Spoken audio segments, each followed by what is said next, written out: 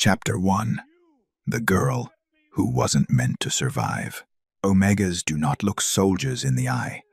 They certainly don't speak to commanders. The words cracked across the war camp like a whip, and Denise's hands froze, water sloshing from her bucket. Sergeant Warwick stood 3 paces away, his scarred face twisted with contempt. Behind him, 2 soldiers snickered. "She was bringing water, Sergeant," Captain Leaf said quietly from beside a wounded man. "She was listening," Warwick snapped. "Her purpose is to be invisible, useful, silent." He turned to Denisa. "You will stay in the supply tent tonight. The commanders are meeting, and I will not have an Omega contaminating the War Council. Am I understood?" Denisa nodded, keeping her eyes down. Speaking would only make it worse. Warwick strode away with the casual arrogance of a man who'd never questioned his place in the world. She had been found during a raid 7 years ago. A half-starved Omega in village ruins the Northern Pack had liberated from Iron Reach. No family, no pack markings, no wolf that answered when she called. The soldiers had debated leaving her. Captain Leif brought her back anyway. Omegas were burdens during peacetime. In war, they were liabilities. But the Northern Pack had ancient laws about abandoned Omegas, and so Denisa had been allowed to live barely. She carried water. She stitched wounds. She buried the dead. She scrubbed blood from armor, mended tents, prepared rations for soldiers who never learned her name. She occupied a space so small that most warriors didn't register her presence. She was furniture. Less than furniture, actually, because furniture served a purpose people noticed. Before we continue, please hit the subscribe and like button, and tell me which city you're tuning in from. I love to know where this story found you. Now let's dive in. Tonight mattered not for her, but for the world that had forgotten she existed. The Northern Pack and Iron Reach Coalition were meeting under truce at dawn. 5 years of war had bled both sides dry, and the commanders would decide whether to negotiate or annihilate. For 3 weeks, Denisa had worked until her hands cracked. She'd scrubbed the treaty tent until it gleamed. She'd prepared provisions to feed both armies. She'd done it all in silence, because silence was survival. She'd learned to measure her worth not by what she received, but by what she could endure. "Thank you," Captain Leaf said softly as she set the water bucket beside him. His eyes were kind, though tired gray as winter skies and twice as heavy. He was the only one who ever acknowledged her. Denisa nodded and turned to leave. "Denisa," he called after her, and she paused, half expecting another command. "Stay away from the eastern perimeter tonight. Iron Reach scouts have been reported near the granary. It's not safe." She nodded again, but 6 hours later, when the granary erupted into flames and children's screams split the night, Denisa didn't stay in the supply tent. She ran toward the fire. Because sometimes survival wasn't about being invisible. Sometimes it was about being the only one willing to see. Chapter 2. Taken by the enemy. The granary was already half consumed when Denisa reached it, flames clawing at the night sky like desperate hands. Heat slammed into her face, stealing her breath. But the screaming gods, the screaming drove her forward. "Help! Someone help us!" Children, trapped inside. Denisa didn't think. She tore a strip from her already ragged sleeve, pressed it over her nose and mouth, and plunged through the shattered doorway into hell itself. Smoke choked the air. Wooden beams groaned overhead, ready to collapse. Through the haze, she saw them 3 children huddled in the corner, their faces streaked with soot and terror. The oldest couldn't have been more than 10. "Come on," Denisa coughed, reaching for them. "We have to move." The youngest girl was frozen with fear. Denisa grabbed her, hoisted her onto her hip, and shoved the other 2 toward the door. "Run, now!" They stumbled out, just as a beam crashed down behind them, sending sparks erupting like angry stars. Denisa set the girl down, gasping, her lungs burning. The children scattered toward the camp, toward safety, and for one brief moment, Denisa let herself breathe. Then she heard the horses. They came from the tree line, 6 riders in the black and iron armor of Iron Reach, their wolves' eyes gleaming red in the firelight. Raiders, the ones who'd set the blaze. Denisa ran. She made it 12 steps before rough hands seized her from behind, yanking her off her feet. She hit the ground hard, dirt filling her mouth as a boot pressed between her shoulder blades. "What do we have here?" A voice drawled above her. "A little Northern Omega playing hero?" They hauled her up by her hair. Denisa bit back the cry of pain, refusing to give them the satisfaction. The leader, a massive alpha with a scar bisecting his face, circled her like a predator. She doesn't look like much. Scrawny thing. Probably doesn't even have a wolf. "Kill her, and be done with it," another soldier said, bored. "No." The scarred alpha smiled, and it was a terrible thing. "We bring her to Commander Rothan. Let him decide if she's worth keeping as a trophy. Proof we raided their camp, and they couldn't stop us." He grabbed Denisa's chin, forcing her to meet his eyes. An Omega worth nothing perfect symbol of the Northern Pack's weakness. They bound her wrists with rope that bit into her skin and threw her across the back of a horse. As they rode into Ironreach territory, Denisa focused on breathing, on not showing fear, on surviving the next hour. Then, the next.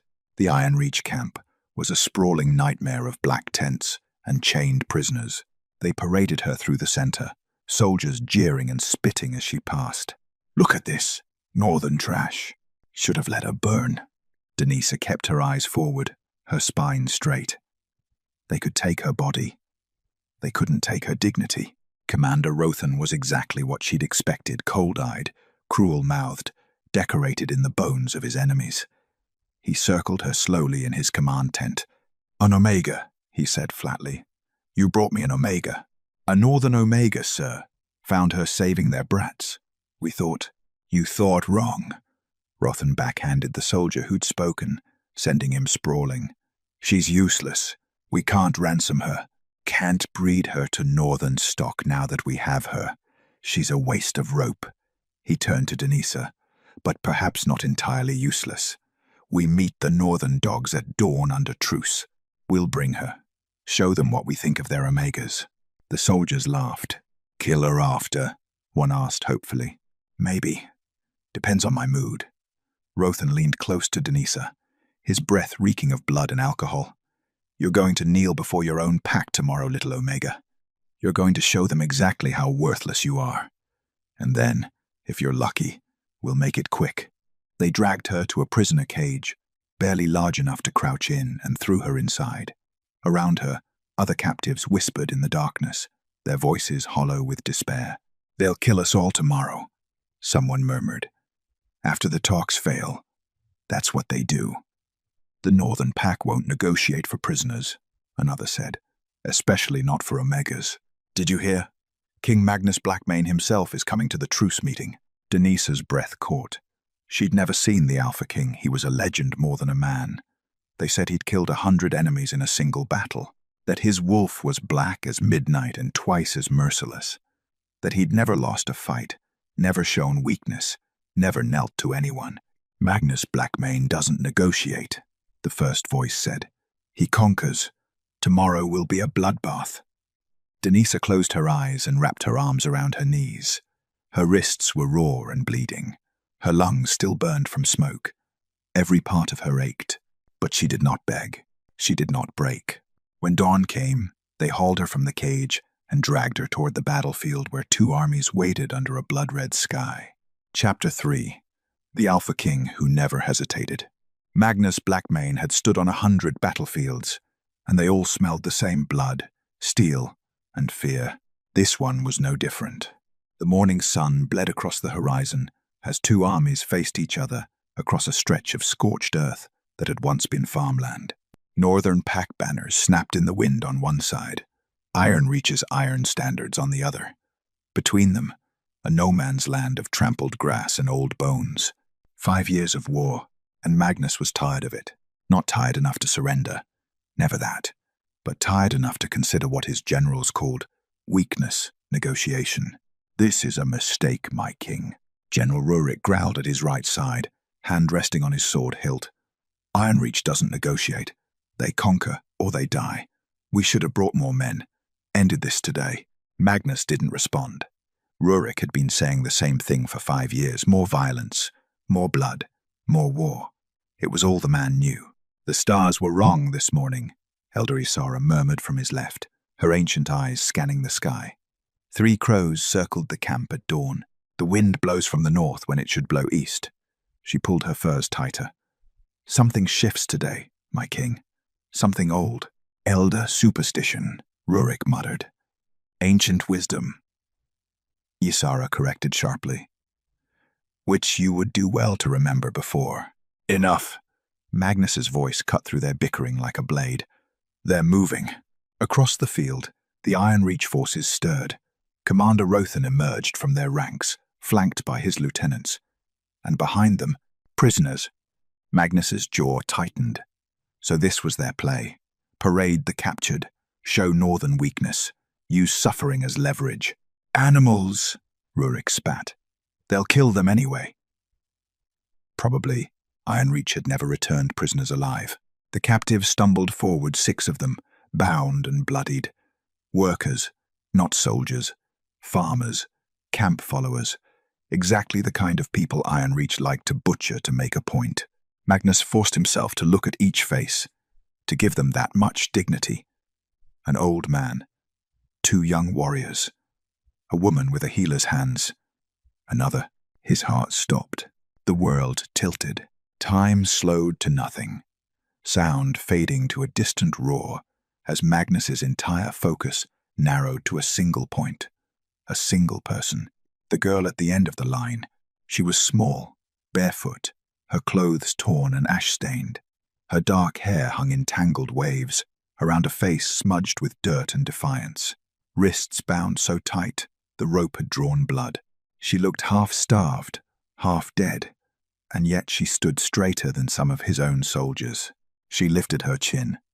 Their eyes met. The impact was physical, a punch straight through his chest, driving the air from his lungs. His wolf surged forward with a violence that made Magnus stagger, claws pushing against his skin, desperate to emerge, to run, to... What? He didn't understand. His heart hammered against his ribs like it was trying to escape. Heat flooded through him, followed by ice, then heat again. Every instinct he'd honed over decades of war screamed at him to move, to act, to claim. Claim what? She was nothing. No one. A captured Omega he'd never seen before. So why did his wolf recognize her? My king? Rurik's voice seemed to come from very far away. Are you? Who is she? Magnus's voice came out rougher than intended, almost a growl. Isara inhaled sharply beside him. When Magnus glanced at her, the old woman's face had gone pale as death. Isara? I don't know, she whispered, but her hands were trembling. But the stars, Magnus, the alignment. Who is she? No one answered, because no one knew. Across the field, Rothan shoved the girl forward, making her stumble. She caught herself without falling, without crying out, and that small act of resilience sent another shock through Magnus's chest. His wolf was going mad now, snarling and pacing inside his mind, demanding he cross the field, scatter Iron Reach like leaves, take what was his. The word crashed through him with absolute certainty. No, that was impossible. He'd never seen her before. Didn't know her name, her pack, her. My king, what are your orders? Rurik asked, confused by his silence. Magnus didn't answer. He couldn't, because the girl, this nameless, broken, impossibly defiant girl, was looking directly at him across 100 yards of battlefield, and every carefully constructed wall Magnus had built around his heart was crumbling. He'd killed men for less than a glance. He'd conquered territories without hesitation. He'd never, in 34 years of life, felt afraid of anything. Until now. Until her. My king. Magnus stepped forward. Rurik grabbed his arm. What are you doing? Let go. The command came out as pure alpha dominance, and Rurik's hand fell away instantly. Magnus. Wait. Isara started, but he was already moving, walking across the no-man's land between armies, his generals shouting behind him, the northern pack soldiers murmuring in confusion. He didn't know why. He didn't understand what was happening. He only knew that if he didn't reach her, If he let Ironreach keep her one moment longer, something essential would break inside him, something he hadn't known existed until he'd met her eyes. Chapter 4. The Kneeling That Broke the War. The battlefield held its breath. Magnus Blackmane walked alone across the scorched earth between two armies, each step deliberate, measured, inevitable. Behind him, the northern pack stood frozen in confusion. Ahead, Ironreach soldiers shifted nervously, hands moving toward weapons. Denisa watched him come. This legend made flesh, the Alpha King who'd never lost, never yielded, never shown mercy.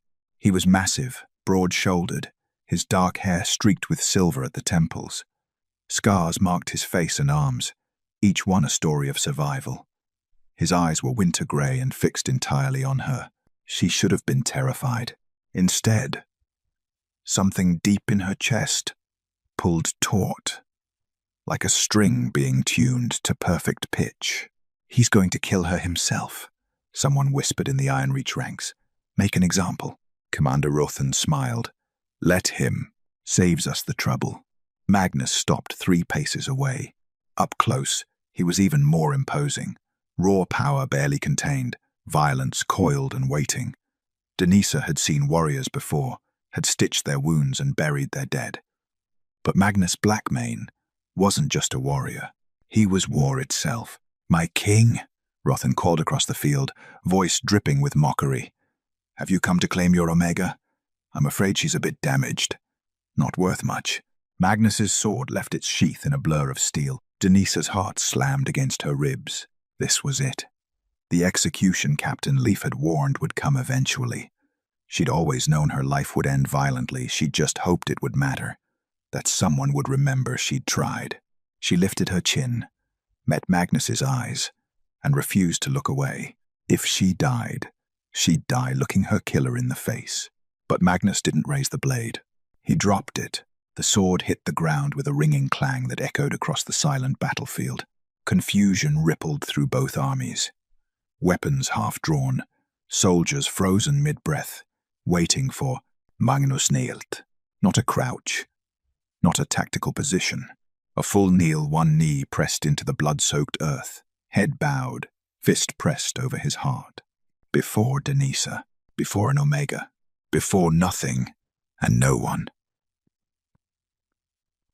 The silence that followed wasn't just quiet, it was absence. The complete cessation of sound, of breath, of reality itself. Even the wind died. "No," Rothan breathed. "No, that's bloodbound." Elder Isara's voice carried across the field, sharp with shock and something that might have been awe. "Impossible. The last bloodbound line died out a century ago." But Denisa barely heard her, because something was waking inside her chest. Something vast and ancient and powerful, unfurling like wings she'd never known she possessed. Her blood sang. Her skin burned cold and hot at once. The rope around her wrists suddenly felt like paper. The ground beneath her feet felt alive, and the air itself seemed to recognize her. "Werewolf." After 23 years of silence, her wolf finally answered. And it was nothing like she'd imagined. Magnus lifted his head, and his eyes had changed, still grey, but glowing now, lit from within. When he spoke, his voice resonated with something older than crowns, deeper than pack law. "By the covenant of old blood," he said, each word deliberate and binding. "By the moon's first law and the oath unbroken, I recognize you." His fist pressed harder against his chest. "Bloodbound of the sovereign line, balance to power, mercy to wrath." The words crashed over Denisa like a wave, and she understood none of them, only that they were true. True in a way that bypassed thought and struck straight at her soul. Her knees buckled. She would have fallen, but Magnus moved faster than should have been possible, catching her before she hit the ground. His hands were steady, warm, impossibly gentle for a man who'd killed hundreds. "I've got you," he murmured, so quietly only she could hear. "You're safe now." Denisa's vision blurred. The power roaring through her veins was too much, too vast, like trying to contain an ocean in a cup. She was drowning in it, burning with it, becoming what? "This is madness." General Rurik's voice shattered the moment, sharp with fury and fear. He strode forward, hand on his sword hilt. "My king, what are you doing? She's an Omega, a prisoner, a nobody." Magnus turned his head, and the look he gave his general could have frozen fire. "She is bloodbound," he said flatly. "Which makes her?" "Nothing," Rurik snarled. "Ancient superstition doesn't change pack law. You cannot kneel to an Omega, cannot claim her as—" His hand closed around his sword grip. "I won't allow it. I won't let you destroy everything we've built for some girl you don't even know." Around them, Northern Pack soldiers murmured uneasily. Some looked at Magnus with confusion, others with something dangerously close to betrayal. Across the field, Iron Reach forces began to move, sensing opportunity in the Northern Pack's division, and Denisa, still cradled in Magnus's arms, power burning through her veins like wildfire, felt the earth beneath them pulse once, twice. Then the ground cracked open with light. Chapter 5. The wolf that answered at last. "Stand down, Rurik." Magnus's voice was steel wrapped in ice. "No." The general's sword cleared its sheath with a hiss. "I have served you for 15 years, my king. Bled for you, killed for you, and I will not watch you throw away our pack's future for some prophecy that died with our grandfathers. This isn't a request." "Then it's treason." Rurik lunged. The blade caught Magnus across the forearm as he twisted to shield Denisa. Blood welled, bright red against his skin, and spattered onto the cracked earth between them. The ground trembled. "Rurik, stop!" Elder Isara's voice cracked with alarm. "You don't understand what you're—" But the general was beyond reason, beyond hearing, driven by fear disguised as loyalty. He raised his sword again. He never got the chance to swing. The earth beneath them pulsed once, twice then erupted with light so brilliant it turned dawn into midday. A shockwave of pure power exploded outward from where Magnus's blood had fallen, throwing warriors off their feet, sending horses screaming. Denisa gasped as agony tore through her white-hot and absolute, like every bone in her body was breaking and reforming at once. The thing inside her that had been stirring, waking, now roared to life with a fury that shattered what remained of her fragile human shell. Werewolf, not weak, not silent, not small, ancien. The transformation happened without her consent, without her control. Power flooded through her veins like molten silver, rewriting everything she thought she knew about herself. Her vision sharpened until she could see individual leaves on trees 100 yards away. Her hearing exploded heartbeats, whispered prayers, the scrape of steel on leather, and beneath it all, a presence so vast it made her want to weep.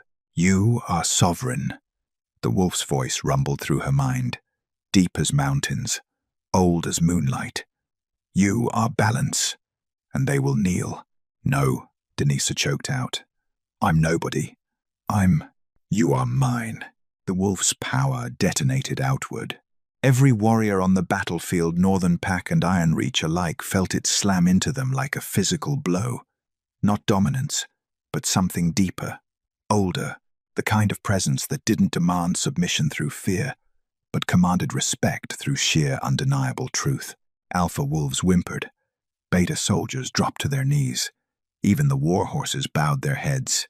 On both sides of the conflict, hundreds of warriors felt their wolves respond to something they'd never encountered before. A sovereign, the mythical balance to an alpha's power. Not meant to rule, but to temper. Not meant to conquer, but to protect. Denisa collapsed. Magnus caught her before she hit the ground, cradling her against his chest as tremors racked her body.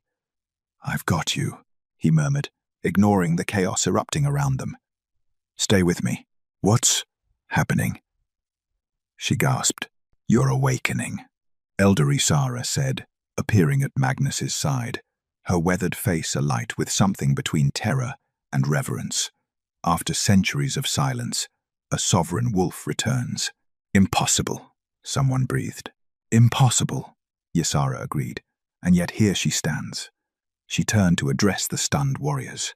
"In the first age, Before packs divided into territories, before alphas claimed dominion through strength alone, there was balance. For every alpha born to lead through power, the moon provided a sovereign born to lead through mercy, protection, justice. Her voice grew stronger. Alphas could command armies. Sovereigns could command alphas. "That's a children's story," Rurik said, but his sword hand trembled. "Is it?" Ysara pointed to where Denisa lay shaking in Magnus's arms, power still radiating from her invisible waves. "Look at her, and tell me what you see, General. A weak Omega, or something that terrifies you because you know she could break you with a word." Rurik said nothing. Magnus stood, lifting Denisa with him, and turned to face both armies. His voice carried across the battlefield with absolute authority. "This war ends today," he declared.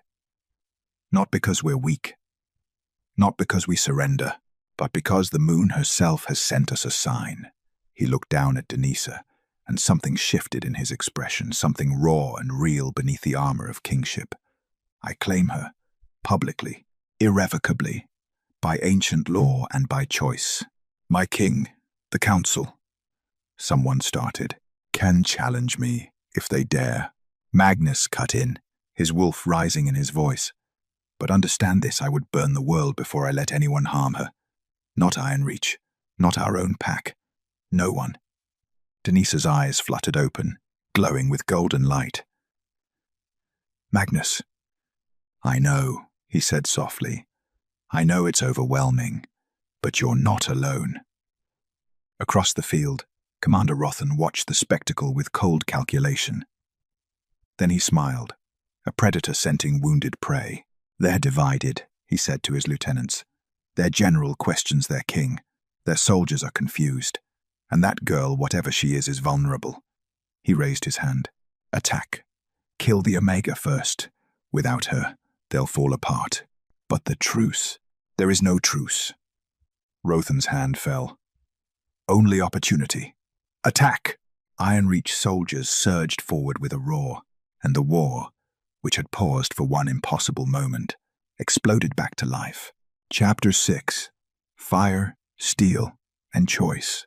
The world became blood and chaos in seconds. Ironreach soldiers crashed into the Northern Pack's front lines like a black tide, swords clashing, wolves howling. The carefully maintained truce shattered by Rothan's ambition. Warriors who'd stood under peace banners moments ago now tore at each other's throats. Magnus set Denisa down behind him and drew the sword he'd dropped. "Stay behind me," he commanded, his voice cutting through the din. "My king, Elder Ysara, started." "Protect her," Magnus roared, then launched himself into the fray. He fought like a storm given flesh, every movement precise, devastating, born from decades of war. His blade found throats, hearts, the gaps in armor that meant the difference between life and death. 3 Ironreach soldiers fell before him in as many heartbeats, but they kept coming, and they weren't targeting him. "The Omega," Rothan's voice carried above the battle. "Kill the Omega, and their king falls." A wolf, massive, scarred, rabid with bloodlust, broke through the Northern Pack's defense, charging straight for where Denisa knelt, still trembling from her awakening. Elder Ysara threw herself in its path, but she was ancient, fragile. Magnus appeared between them like vengeance incarnate. His fist caught the wolf mid-leap, slamming it into the ground so hard the earth cracked. Before it could rise, Magnus's blade found its heart. "Fall back to me," he shouted to his warriors. Defensive formation around. An arrow hissed past his ear, then another, then 6 more, all aimed at the girl behind him. Magnus moved, his body becoming a shield, feeling impacts against his armor, his shoulder, his side. Pain blazed white-hot, but he didn't fall, couldn't fall, not while she was vulnerable. "Magnus," Denisa's voice, raw with horror. "I'm fine," he gritted out, though blood now soaked his tunic. "Stay down." But Ironreach kept coming, a coordinated assault designed to overwhelm through sheer numbers. For every warrior Magnus cut down, 2 more appeared. His soldiers fought valiantly, but they were being pushed back, surrounded, divided. This was how wars ended, not with glory, but with exhaustion and mathematics. Magnus felt his strength beginning to wane. The arrows had done more damage than he'd admitted. His vision swam. His sword grew heavy. Still, he stood. "You cannot protect her forever, Blackmane." Rothan called from across the battlefield, safe behind his own warriors. "Eventually you'll fall, and when you do, I'll make sure she suffers before." Denisa stood up. Power radiated from her in waves so intense the air itself seemed to shimmer. Her eyes blazed gold not with rage, but with something far more dangerous. Absolute authority. "Denisa." "No."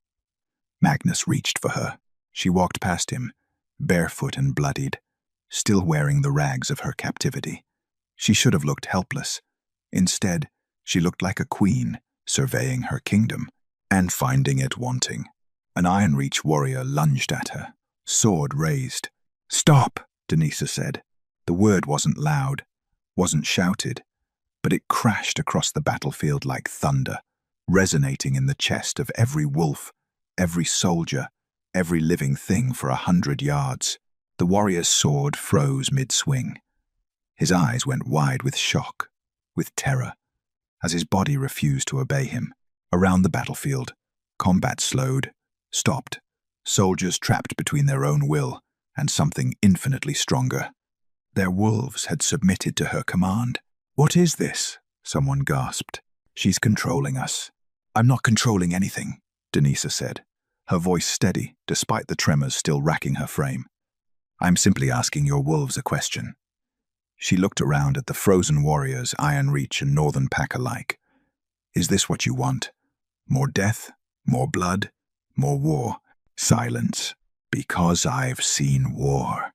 Her voice hardened, edged with 5 years of buried pain. "I've buried children. I've stitched wounds that should never have existed. I've carried water for soldiers who didn't know my name, and dug graves for warriors who died protecting nothing but pride." She turned to face Rothan directly. "And I am tired of it." The commander tried to move, to speak, but his own wolf held him frozen. "You broke a sacred truce," Denisa continued. "Attacked under peace banners. Ordered the death of someone you yourselves deemed worthless. So which is it, Commander? Am I worth nothing, or worth killing?" Rothan's jaw worked, but no sound emerged. Denisa took a breath, and the entire battlefield seemed to hold it with her. "Enough," she said. The word detonated across the field with the force of a physical blow. Weapons fell from nerveless fingers. Knees buckled. Warriors, hundreds of them, on both sides collapsed as their wolves simply surrendered, not to dominance, to truth. The fighting stopped, not because soldiers chose to stop, but because their wolves refused to continue, refused to fight against the sovereign's will, against the moon's own balance made flesh. In the terrible silence that followed, Denisa swayed. Magnus caught her before she fell, pulling her against his chest. "I've got you," he whispered. "You did it.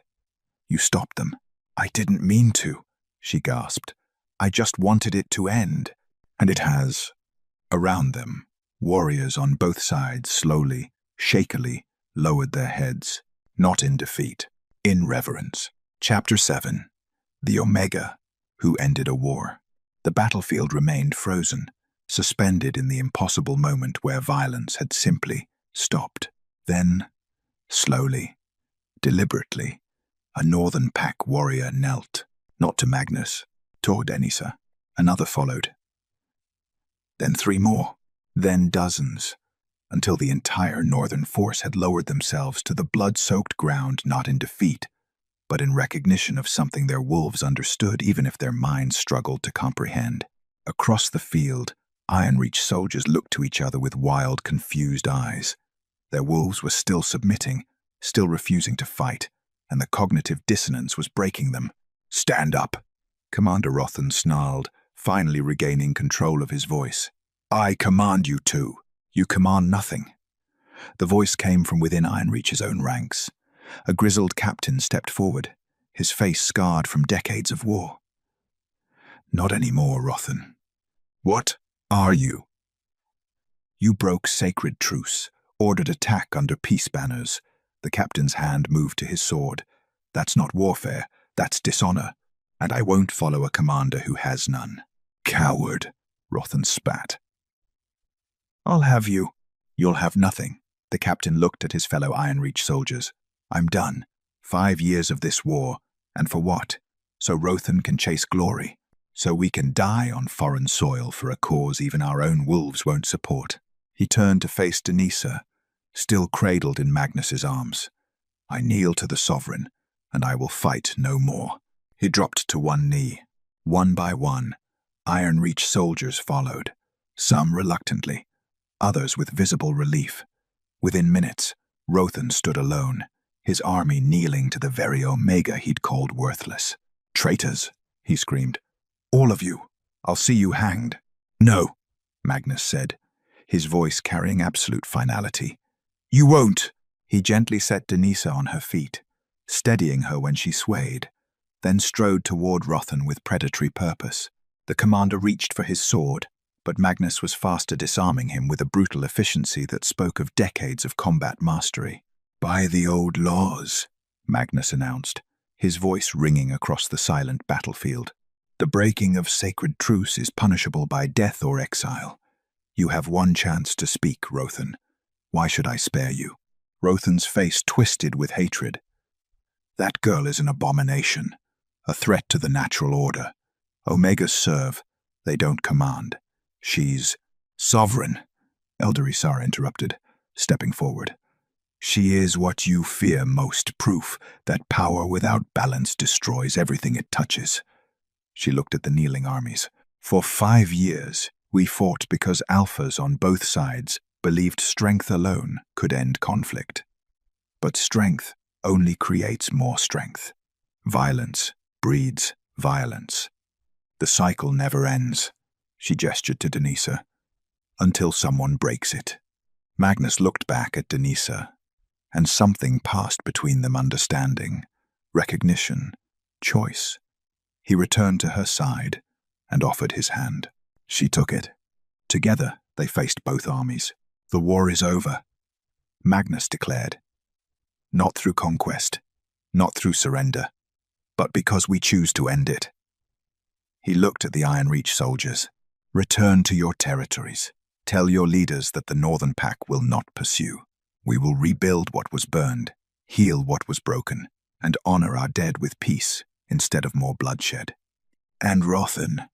The Ironreach captain asked. Magnus glanced at Denisa. She stepped forward, her voice quiet but carrying across the field with crystalline clarity. Exile. Let him live with the knowledge that the Omega he called worthless ended the war he couldn't win. Rothan's face went purple with rage. You can't. She just did, Magnus said flatly. Be grateful. My judgment would have been harsher. He nodded to 2 Northern Pack warriors. Escort him to the border. If he returns, the sentence becomes permanent. As they dragged the former commander away, Magnus turned to his own general. Rurik. The general stood rigid, his face unreadable. For a long moment, he said nothing. Then, slowly, he knelt. My king, he said roughly. I spoke in error, drew steel against my own. By law, I should be demoted. Magnus interrupted. You're no longer general. Captain Leif will assume command. He paused. But you may remain in the pack. Your service earned that much. Rurik's jaw worked. Then he nodded once, sharply, and stepped back into the ranks. Magnus raised his voice. Let it be known from this day forward, the Northern Pack recognizes the Sovereign's authority, not above the Alpha, but beside them. He looked at Denisa, and for the first time, his expression softened. Power and balance, strength and mercy, as it was meant to be. Elder Ysara stepped forward, tears streaming down her weathered face. The old era dies today, she announced. The new one begins. May the moon bless what grows from this battlefield, not more war, but understanding. Not more death, but life. The armies remained kneeling as the sun broke fully over the horizon, painting the blood-soaked field in gold. And in the center of it all, an Omega who'd been invisible for 23 years stood beside an Alpha King. Not behind him, beside him. Equal. Chapter 8. Not a king, not a prisoner. The camp was quiet for the first time in 5 years. No war drums, no sharpening of blades, no warriors pacing before dawn raids. Just the crackle of campfires, the soft murmur of healing songs, and the profound, almost sacred silence of exhausted peace. Denisa sat alone by a stream on the camp's edge, finally clean after days of grime and blood. Someone, Captain Leaf, she suspected, had left fresh clothes and food. She'd managed the clothes. The food sat untouched beside her. She was too tired to eat, too overwhelmed to think, too terrified to feel. "You saved thousands of lives today," Magnus's voice came from behind her. "You should be celebrated, feasted. Why are you hiding out here?" Denisa didn't turn. "I'm not hiding. I needed quiet." "May I join you?" She nodded, and he settled beside her close enough that she could feel his warmth, distant enough to give her space. For a long moment, neither spoke.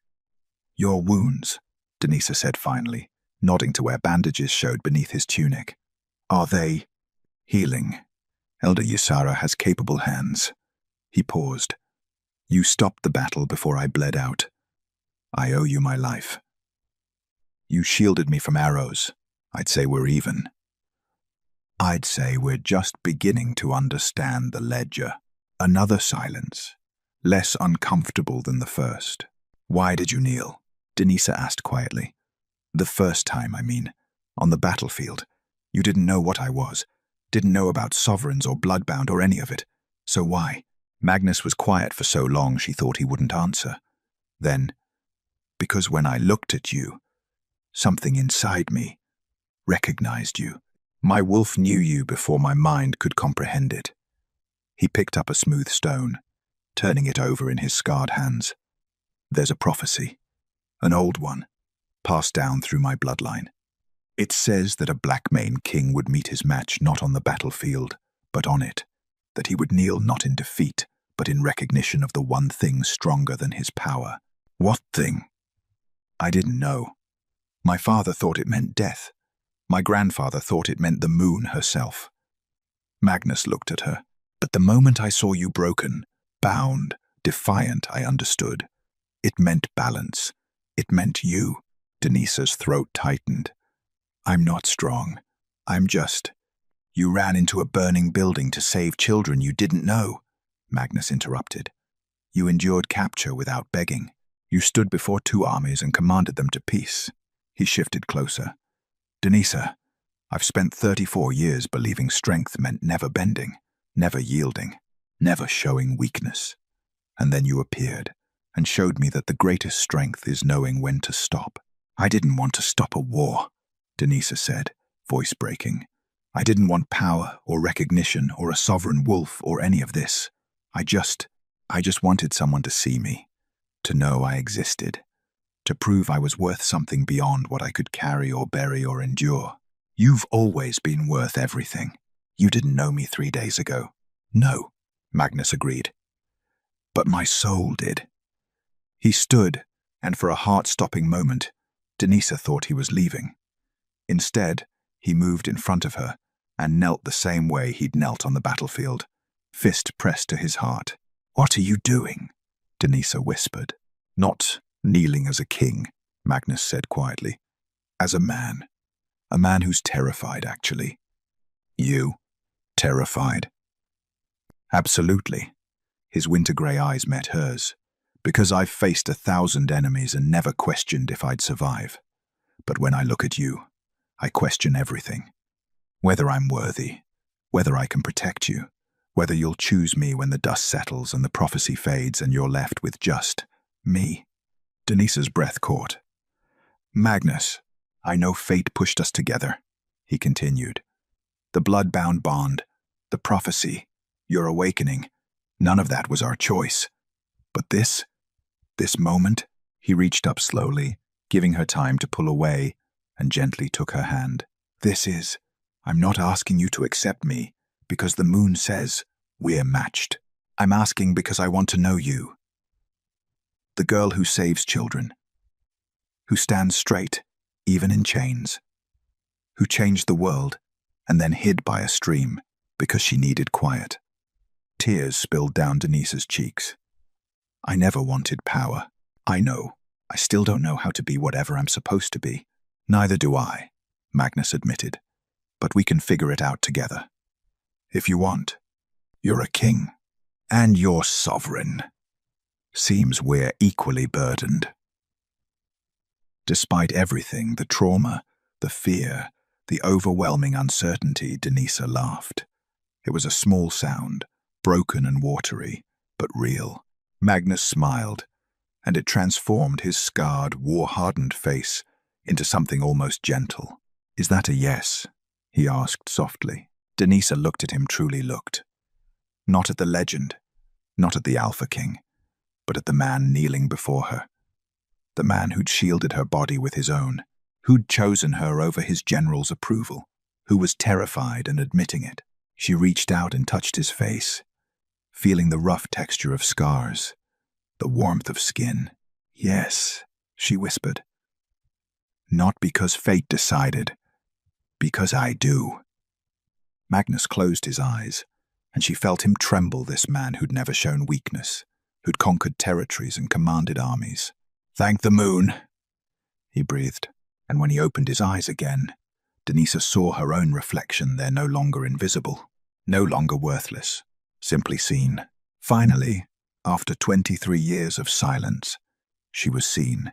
Chapter 9. The Silence. After the kneel. 3 months later, the world looked different. Not in the way landscapes change after war, though those changes existed too. Villages rebuilding, fields replanted, borders redrawn with treaties instead of blood, but in the way people moved through it. Omegas walked through northern pack territory with their heads high now, protected under new laws that Magnus and Denisa had written together by candlelight. Laws that said worth wasn't measured by strength alone. That service deserved recognition. That invisibility was a choice, not a sentence. The Iron Reach coalition had fractured after Rothan's exile, not into chaos, but into smaller, autonomous packs that chose cooperation over conquest. Some had even sent emissaries to the northern pack, seeking guidance on implementing their own protections for those deemed weak. Captain Leaf, now General Leaf, oversaw the integration of former enemies into a unified peacekeeping force. Former soldiers became builders, healers, teachers. Swords were reforged into plowshares, literally, in some cases. Elder Isara spent her days recording everything for future generations. The awakening, the kneeling, the day war stopped because mercy proved stronger than steel.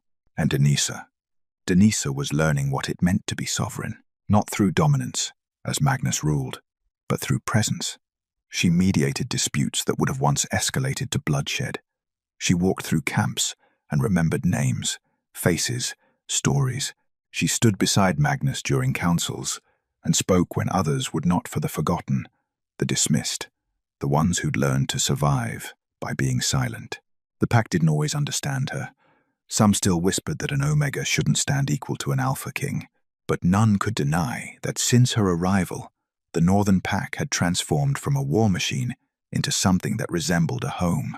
Tonight, the moon hung full and red over the kingdom, the first blood moon since Denisa's awakening. Magnus had declared it a night of remembrance, not celebration, a time to honor those lost in 5 years of war, and to acknowledge the peace that followed. Denisa stood on the palace balcony, watching thousands of candles flicker to life across the territory, one for each fallen warrior, each burned village, each life the war had consumed. It's beautiful, Magnus said, joining her. He wrapped a fur around her shoulders against the autumn chill. And terrible. Both, Denisa agreed. That's what makes it true. He pulled her closer, and she leaned into his warmth, this man who'd become her partner in every sense, not because fate demanded it, but because they'd chosen it, daily, deliberately. Do you ever regret it? Magnus asked quietly. Your life before was simpler, quieter, My life before was invisible, Denisa corrected. This is overwhelming and terrifying, and sometimes I still don't know what I'm doing. She turned to face him. But I'm seen now. By you. By them. By myself. She touched his chest, feeling his heartbeat strong and steady. No, I don't regret it. Magnus pressed his forehead to hers. Good, because I'm rather attached to having you beside me. Just beside? Denisa teased. Beside. Behind. In front. Anywhere you choose to stand. Frankly, as long as you stand within my life. She kissed him, then soft and slow. A promise renewed. Below them, the candles continued to bloom like stars across the darkness. Thousands of lights for thousands of stories. Some ended in tragedy, some in hope. All of them mattered. They'll remember this, Magnus murmured against her hair. Centuries from now, they'll tell stories about the war that ended, not with swords, but with a word. About the king who knelt. About the Omega who commanded armies to peace. I hope they remember it right, Denisa said. Not as a fairy tale where everything was easy, but as the truth that peace is harder than war. That building takes more strength than destroying. That sometimes the bravest thing you can do is stop. They'll remember, Magnus promised. I'll make sure of it. And he would. They both would. Because some stories deserve to be told exactly as they happened, without embellishment, without romance glossing over the pain. The truth of how an invisible Omega became sovereign. How a war-hardened king learned mercy. How two people found each other in the worst possible circumstances and chose to make something beautiful from the ashes. In the distance, wolves began to howl, not in mourning, but in acknowledgement. The blood moon answered, bathing the world in crimson light. Denisa thought of the girl she'd been 3 months ago, carrying water, burying the dead, existing in the margins of other people's stories. That girl had believed she was nothing. She'd been wrong. Everyone had been wrong. She had been born invisible, forgotten, dismissed as worthless by a world that measured value in strength alone. But the world would never forget the day kings learned to kneel not in defeat, but in recognition of the one truth that survives long after empires fall. Balance is the only power that lasts, and mercy is the only victory worth winning. If this story stirred something in you, I'd love to hear your thoughts in the comments. Your voice shapes the legends I tell next. And subscribe for more tales where fate never chooses wrong. The end.